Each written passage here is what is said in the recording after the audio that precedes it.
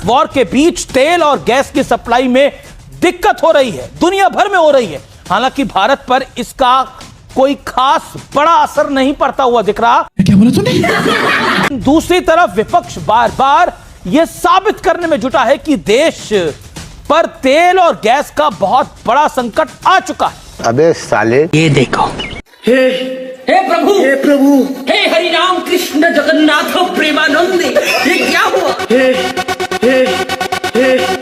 कुछ लोग, कुछ देश के राजनेता इस आपदा में अवसर ढूंढ रहे हैं और आज उनको एक्सपोज करना होगा। अब तू गया बेटा।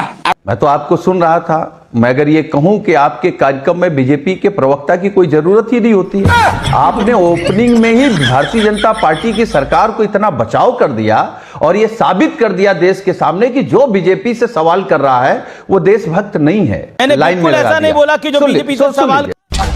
बोलने दे, तकलीफ हुआ है बेचारे को। बोल। जो अफवाह के बाजार को गर्म कर रहा है वो देशभक्त है कि नहीं है, वो आप बताइए। जो अफवाह के बाजार को गर्म कर रहा है, तेरा तो गेम बजाना पड़ेगा। कि मीडिया की और एक सच्चे पत्रकार की यह जिम्मेदारी है कि सवाल सरकार से हो। आप सरकार से कहलवाइए ना कि कोई कमी नहीं है। हिम्मत कहलवाइए ना कि गोरखपुर में क्यों मारपीट हो रही है, क्यों अयोध्या में होटल बंद हो गए हैं, क्यों प्रसाद नहीं बन रहा है। अब मैं अगर आपसे ये कहूं कि आपकी डिबेट में आने से पहले अभी मुझे एक फोन आया काकोरी लखनऊ से। 2 लोग परेशान, उनकी बेटियों की एक की कल आज शादी है, एक की कल शादी है, सिलेंडर नहीं मिल रहे हैं, कैसे खाना बनेगा।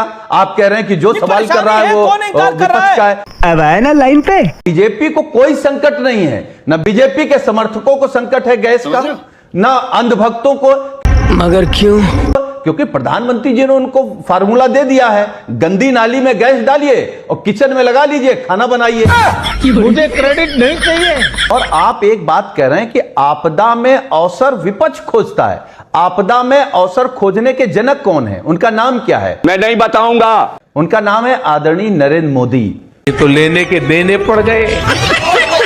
हाथ जोड़ के एक निवेदन करता हूं कि आज के इस कार्यक्रम को ज्यादा से ज्यादा शेयर करें।